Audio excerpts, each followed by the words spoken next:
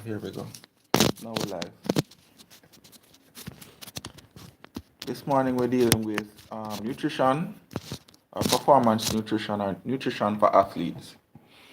So we're going to be going through carbohydrate intake and protein intake for athletes or for athletic performance. So you don't necessarily have to be an athlete per se, meaning like a world-class athlete, in order to benefit from this information.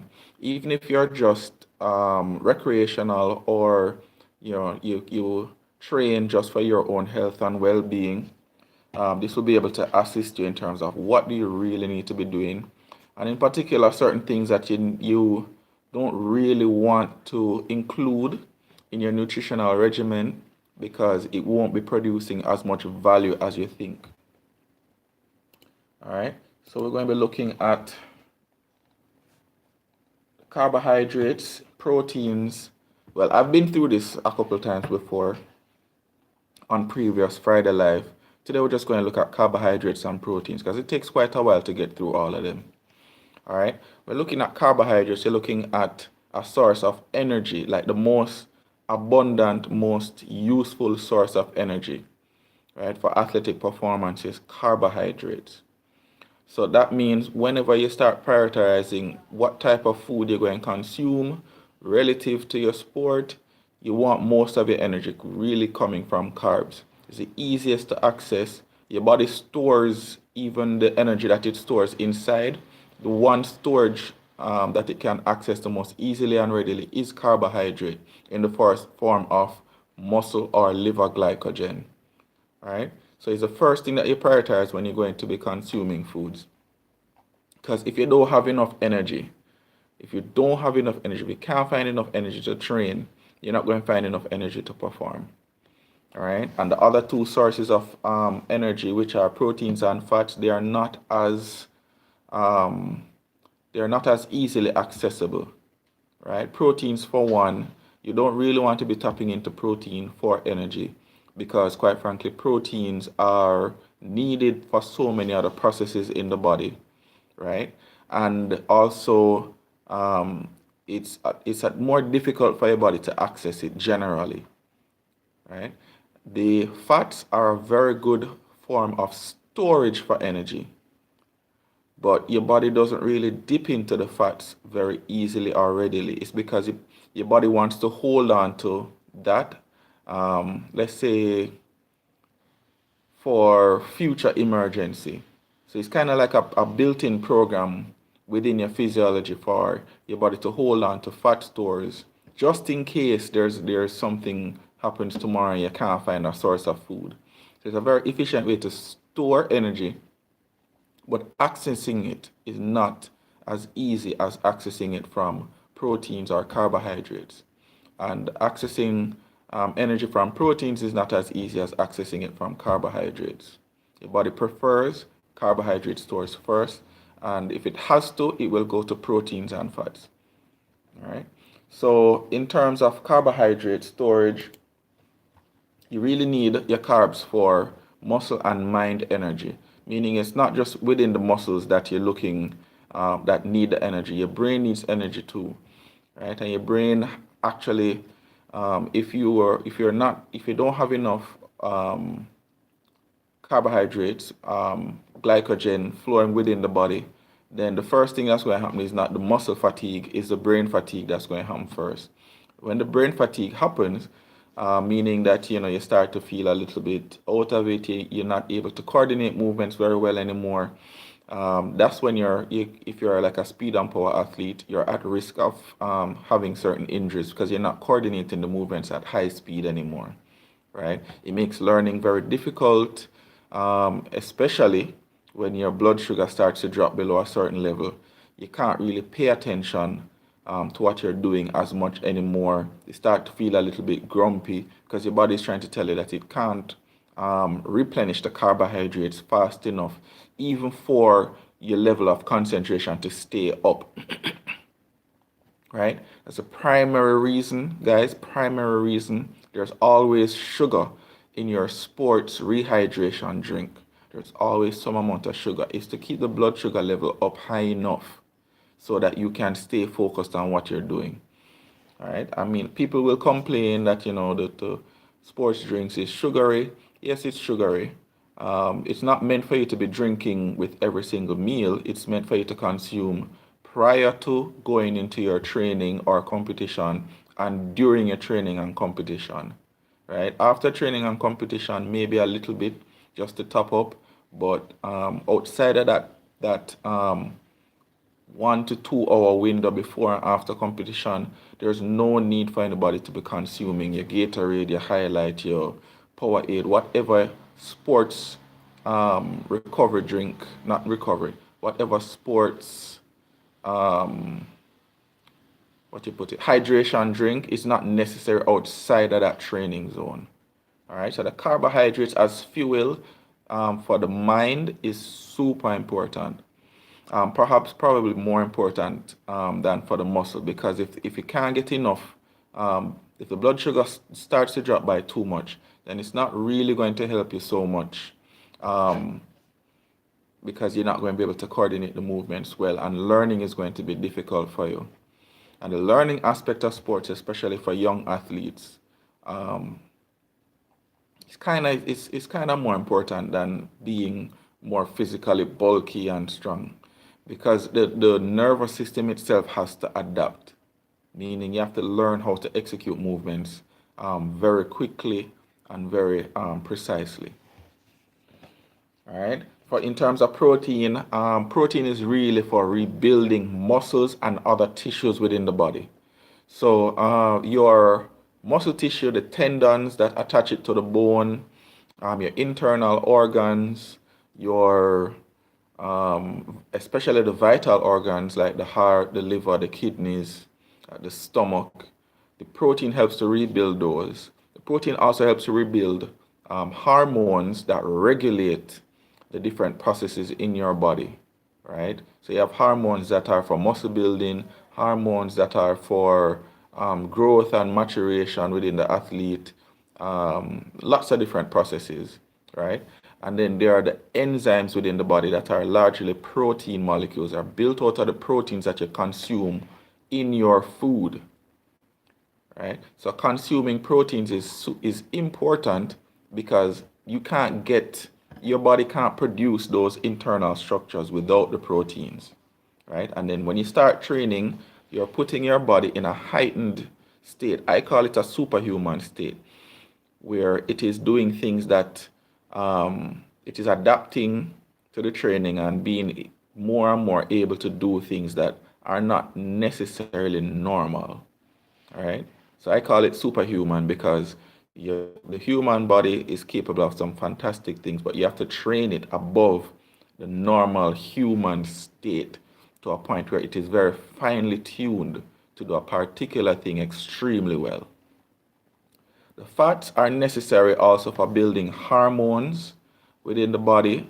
The cell membranes, all cell membranes, are lipid structures or fatty structures, whether it's muscle, whether it's your vital organs, whether it's the blood, all of them are lipid in nature, meaning made out of fats.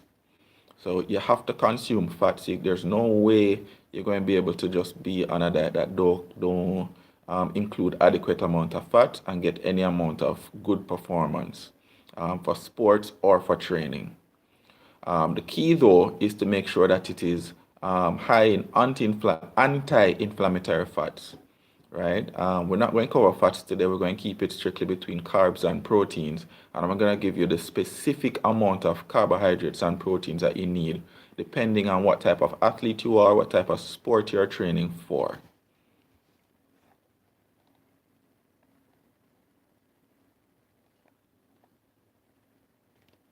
All right, so for simplicity, we're going to say we're going to divide the types of sports or type of activity between endurance athletes and speed and power athletes. So let's go on the speed and power side. Generally, if your training lasts less than 2 hours, 2 hours or less, and for most of that time you spend it recovering, meaning you're just kind of hanging back and Then you do a one explosive effort and then you kind of hang back and wait a little bit. And then you do a one explosive effort and then you hang back a little bit and rest and recover. Then you're a speed and power athlete, right? If your training lasts 2 hours or more, and for the majority of that time, you are moving, you're running, you're swimming, you're rowing, whatever it is. If you're on the go continuously or most of the time within your training for that 2 hour or more span, you're considered a endurance type athlete. And endurance athletes and speed and power athletes have different requirements, both for the carbohydrate and the protein intake. When it comes to the fat intake, it's not so different, but for carbohydrate intake and your protein intake for athletes, it's different for both of them, right? And this is because the speed and power athlete requires more proteins relative to carbohydrates, whereas the endurance athletes require more carbohydrates relative to protein.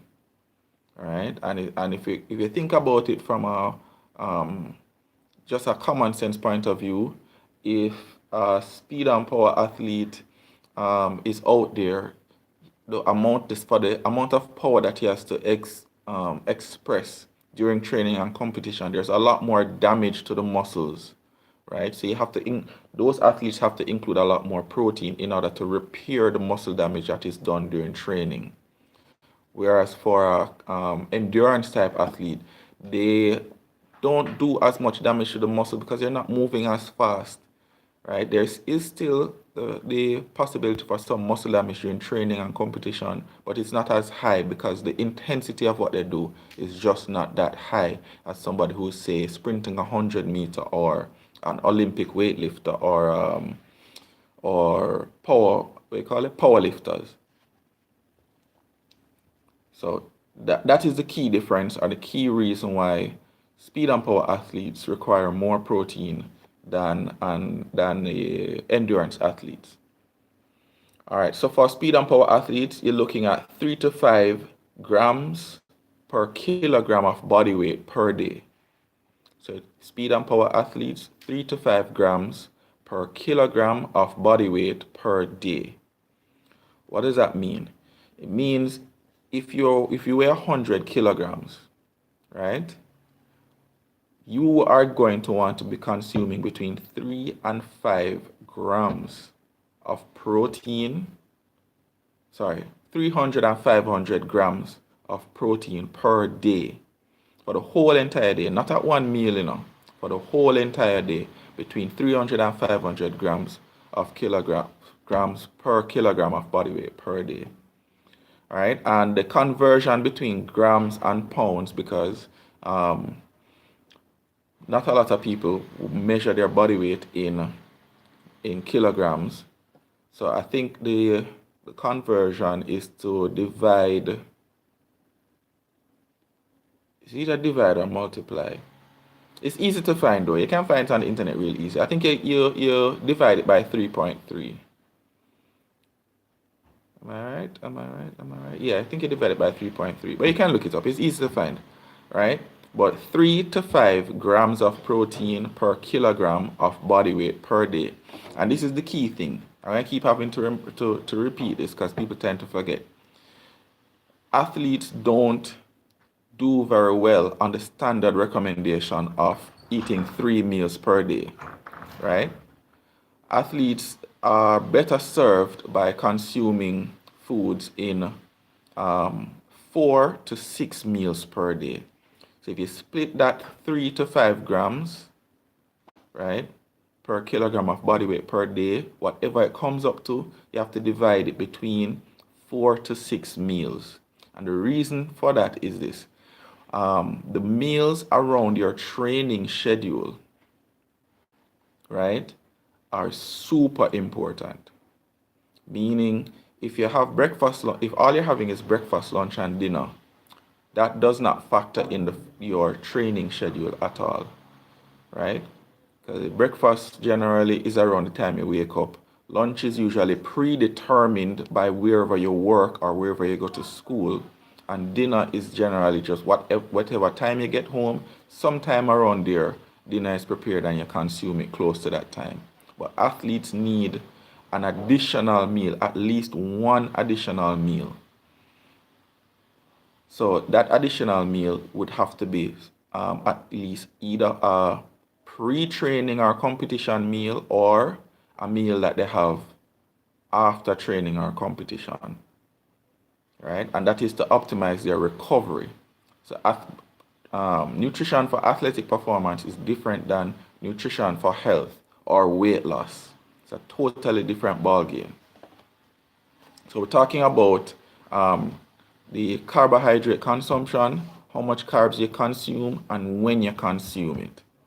And I just expressed that the carbohydrate, your meals in general must be split between at least 4 meals per day.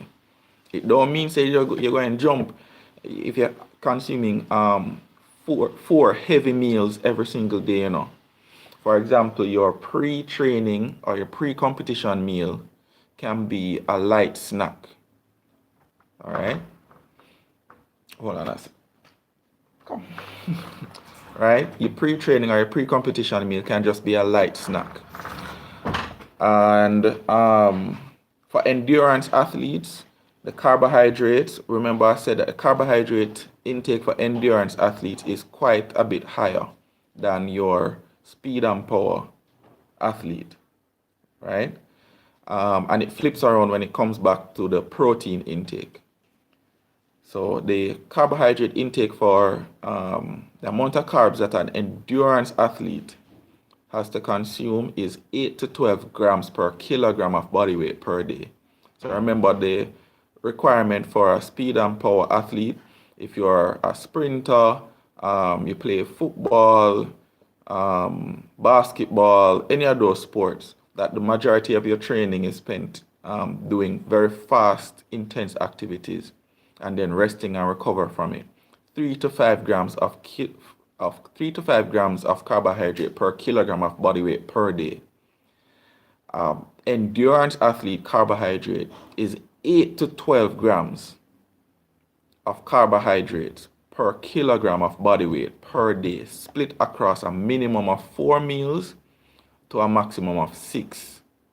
That is generally what works. If you're consuming 3 meals per day, you maybe can get by a couple of days, but it won't be optimum for you, the athlete, either your training or your performance. All right. When you're talking about carbohydrates, you're going to try and find carbohydrate sources that are more complex, meaning a little bit more difficult to break down and digest, as far away from your training as possible. Neither before training or after training. Those types of carbohydrates, you want to be far away from it. So your whole wheat bread, whole wheat flour, your sweet potatoes,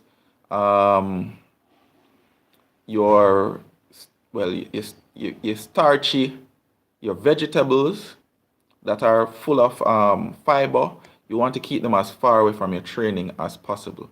So you can have them for breakfast and you can have them for lunch if lunch is within a certain span, let's say between 2 or 3 hours away from your training time.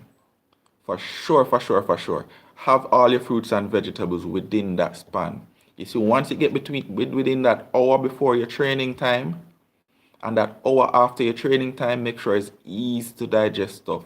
So if you're even going to have a fruit after training, make it be one of those fruits where like bananas that are easy to digest, right? Right. So, and within that hour after training, there's a special window of opportunity for athletes to really and truly kickstart their recovery in a way that is not there at any other time period. Whether you're an endurance or a speed and power athlete, you really want to consume some high carbohydrate meal, preferably a liquid meal, right? Within that 1 to 2 hour window after training. right? The reason is that tends to kickstart, or not kickstart, that tends to kick up your production of natural human growth hormones, right? And it doesn't happen at any other point during the day. That opportunity that you have to speed up your recovery by, I don't want to say force, but by pushing your body to produce an additional amount of human growth hormones, it only happens if you get this recovery strategy right. Consume what we call a high sugar beverage right after training. As close to, man, if it's as the game done, if you play football or as it done, just start chugging it back, right? And make sure it's not that high fructose corn syrup or any of that rubbish. Make sure that it's like regular sugar, all right?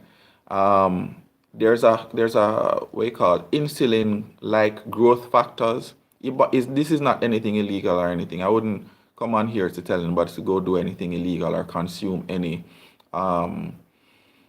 banned substances. This is stuff that your body is going to produce, but it produces it because after training, your body is a little bit depleted for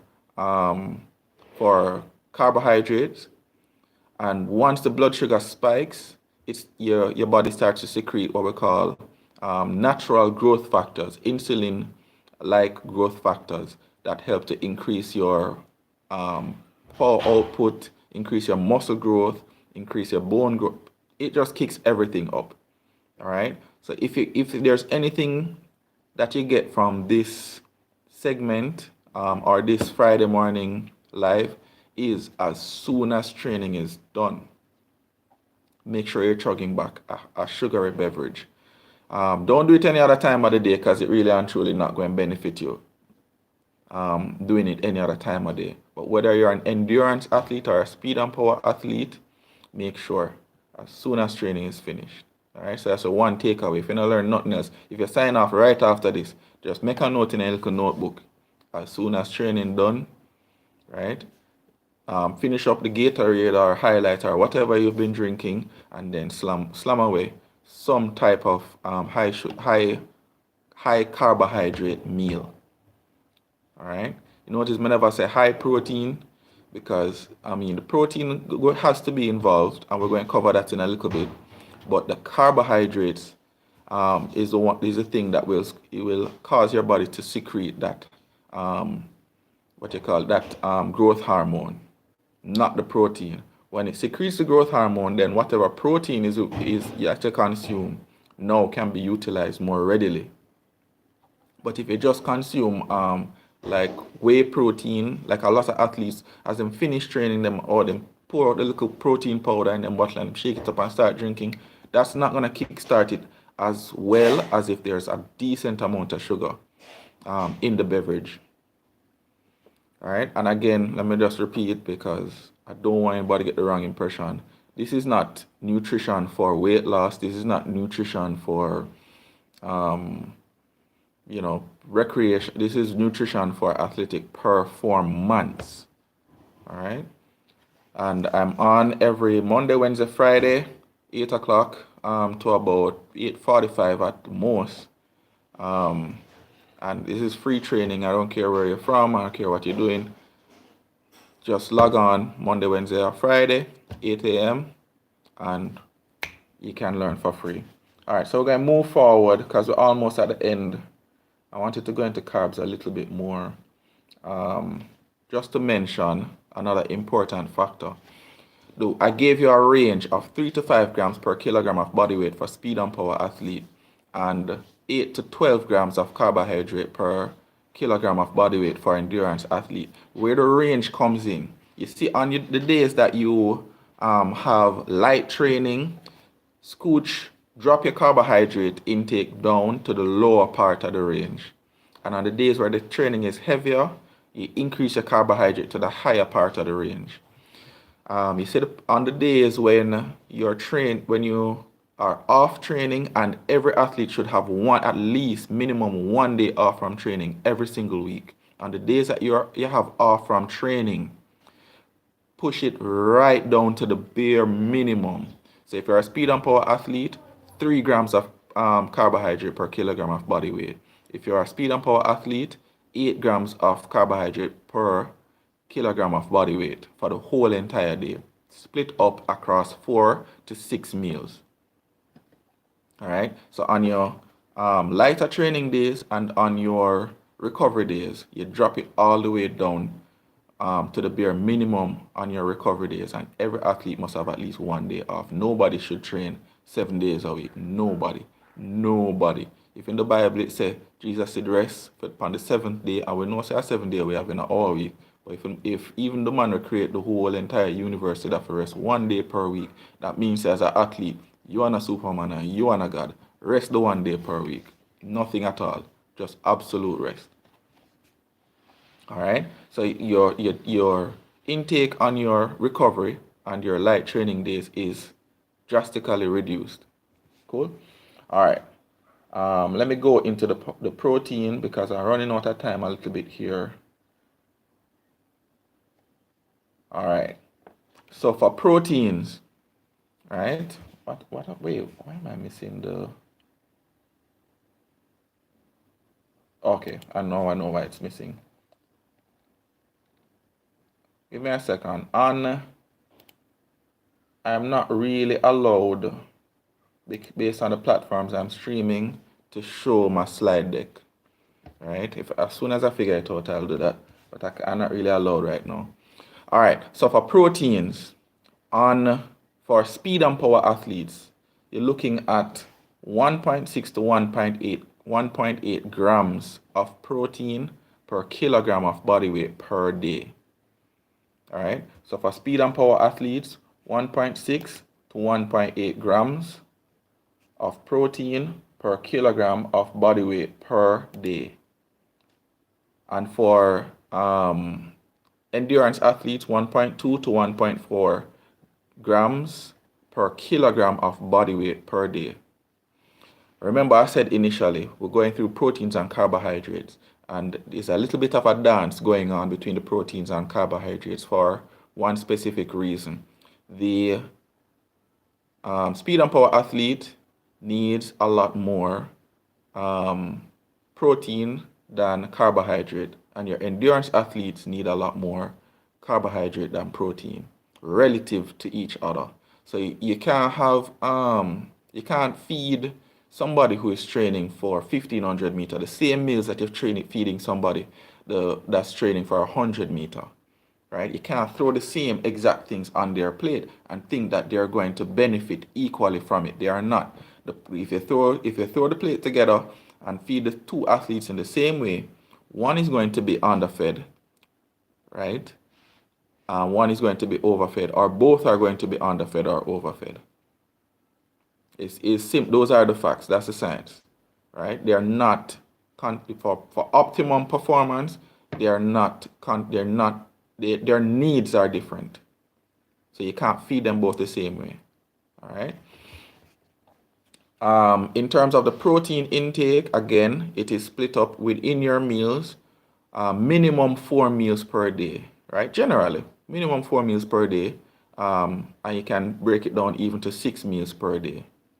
And ensure the source of protein that you're consuming as much as possible is low in fats.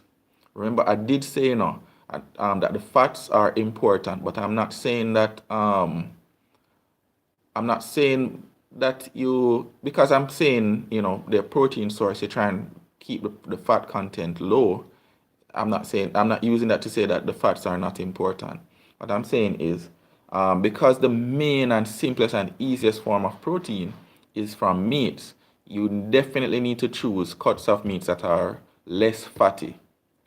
I remember, those of you that were on from the beginning, I said explicitly that the fats are a very good source of energy storage, but they are not a very good source to recover that energy back.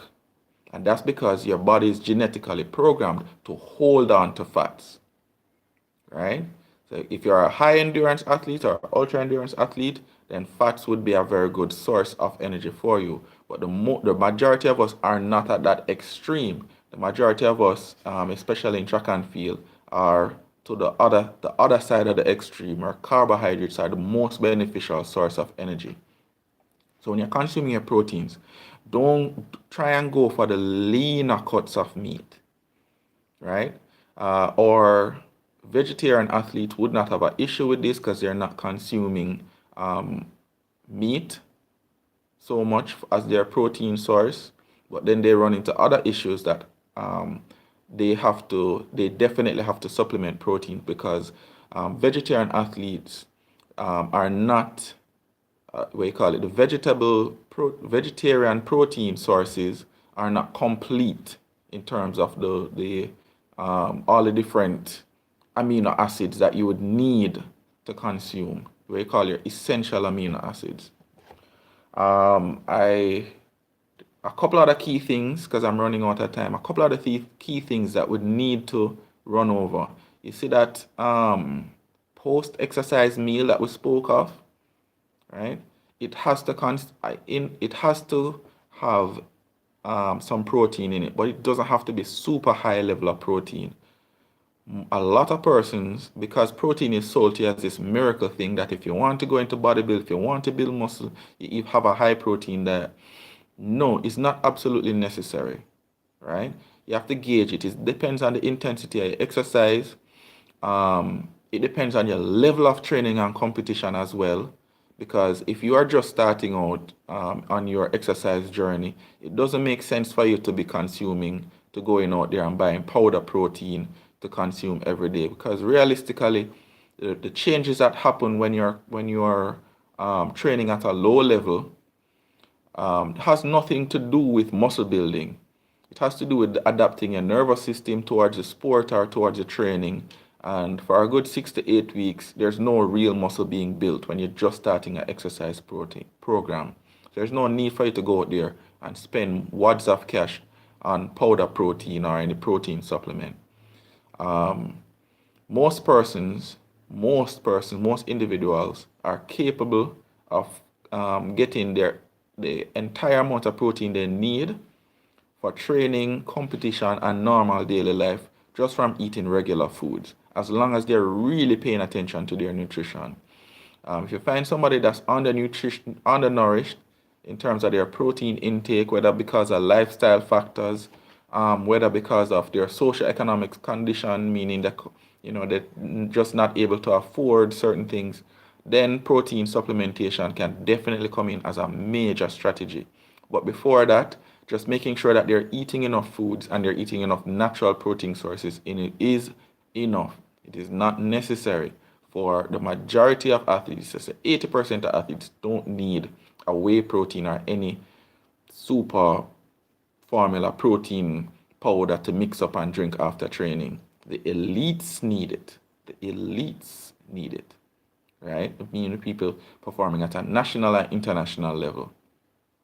But huge myth, the supplement industry survives on this and continuing to push out this misinformation. It is not absolutely necessary unless you're performing at that super high level.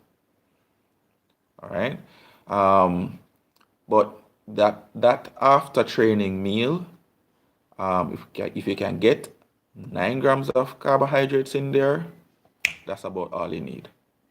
All right. Because you're going to go home after training and consume a regular meal, right? So if you're consuming 4 meals per day, we're talking about breakfast, lunch, your after training meal, right after training, right? And your dinner.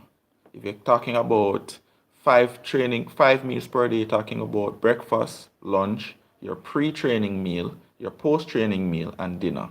And if you're talking about 6 meals per day, you're talking about breakfast, some kind of snack somewhere else in the day, your pre-training meal, your post-training meal, dinner, and then another snack somewhere off in the day. All right. So basically, that is it in terms of how you portion out your carbohydrates and proteins. Generally speaking, if if you consume a lot of protein in the other meals, it don't really matter. Like 90% of your results going to come from just having enough protein there. It's not necessary to have super high protein meals like right after training or for dinner, or your body process protein right throughout the day. If you're going to have a post-training meal, right, which every athlete, I think in terms of priority, the post-training meal, if you're going to add a meal, if you're consuming 3 meals per day, you're going to add a meal, add a post-training meal. That is constitute heavily of carbohydrates with about 9 grams of protein in there. All right. This is a trick I used for years with my own son. Um, the majority of milk-based drinks on the market, that's about what's in there. So if you pick up the little Tetra Pak of Milo, it's about 9 grams of protein in there. If you pick up a box milk, it's about 9 grams of protein in there. If you pick up a Ensure, I think it's about 9 grams of protein in there. It's not much more than that. If you pick up the other, what's it called again? Nutriment, or I remember Grace had one out on the market a while back. That's about what is in there. All right, because as off standard, you're not going to really be able to process a whole lot more than that right after training. And that's really what they're for. I don't know what people waste in Ensure. No one Ensure price has gone all the way through the roof. But for sports people, it's a lifesaver. All right. Definitely, if you just pick up a bottle of Ensure, look at what is in there, it's gonna meet the requirements for a high carbohydrate meal that has about 9 grams of protein in there. Kickstart your recovery right after training. All right. So in terms of carbs and proteins, that's the basics of it. That's generally what you need to know. All right, 3 to 5 grams per kilogram of body weight of carbohydrate per day for a speed and power athlete. 8 to 12 grams of carbohydrate per day for an endurance athlete. Let me just check back here. For speed and power athletes, 1.6 to 1.8 grams per kilogram of body weight per day in terms of protein. And for your endurance athlete, a little bit less protein because they're not exercising as intensely. So you're talking about 1.2 to 1.4 grams per kilogram of body weight per day. That's it. That's all that you need to do. Sit down and calculate for your body weight, how much proteins you need, and just divide it in your meals between 4 and 6 meals per day. All right. Don't go too far into how much protein must be in this meal or this meal. That's largely don't make a whole heap of sense to go into. All right. Your body will know how to process it. The only other thing I would add to that is try and keep your sources of protein and carbohydrate as close to the ground as possible. I don't mean pick it up off the ground, I mean, it must come off the tree. It must come directly from the animal with as little processing as possible. So I always tell athletes, if you pick up a food in the supermarket and you turn it around and look at the label, and it's full of the ingredients, full of things that you can't pronounce, or you need a chemistry degree to figure out what is in there, that's not food. That's a food-like product. For the most part, you want to reduce the amount of those things you consume and consume stuff that has very few ingredients in it. All right. So your processed meat, stay as far away from it as possible. And that's it. Any questions? I have 3 lives going. So if you see my eyes going like, it's because I have 3 different lives going, all right, from 3 different devices. If you have any questions, I'll answer them now. I've been on for about 50 minutes, just blabbing away. If you haven't followed me as yet, follow me, KingLeo.876, almost everywhere you go, except on YouTube. Just search Coach DuWayne Campbell, DuWayne, and you will find me on there. Try and put up motivational stuff for athletes. I also try and put up stuff on there that like advice type things, exercises and stuff that you can use to either help you with your warm-up, help you with your recovery, help you with your speed training. All right, so you can follow me on YouTube, the Human Tube. That's the only place I'm not King Leo.876. Because YouTube wouldn't allow me to use that name. Instead, it's Coach DuWayne Campbell, Coach DuWayne Campbell. All right. If there are no questions, I see a couple of you still on. Some of you found this useful and you're still on at the end of my presentation. If you have any questions, I'll answer them now. If not, then I have to scooch off to work, try and get some work done that actually pays me. I'm on every Monday, Wednesday, and Friday, 8 o'clock to about 8:45. This went a little bit further over than I planned, but I'm on every Monday, Wednesday, and Friday, 8 o'clock to about 8:45. All right. On Mondays, I cover recovery from training. On Wednesdays, I cover training volumes, how to figure out what they are, why they're important for you to track, and how you use them. And on Fridays, we're going to the nutritional aspect of your training and recovery. All right, I'm not seeing any questions, but thank you guys for being on, and I'll see you guys again. I think I'll probably do a live later today on like warm-ups and how to structure your warm-up. But after that live will be at about midday today. And then after that, the next time I'm on for any type of live training should be on Monday again. All right, thank you for joining and have a wonderful day.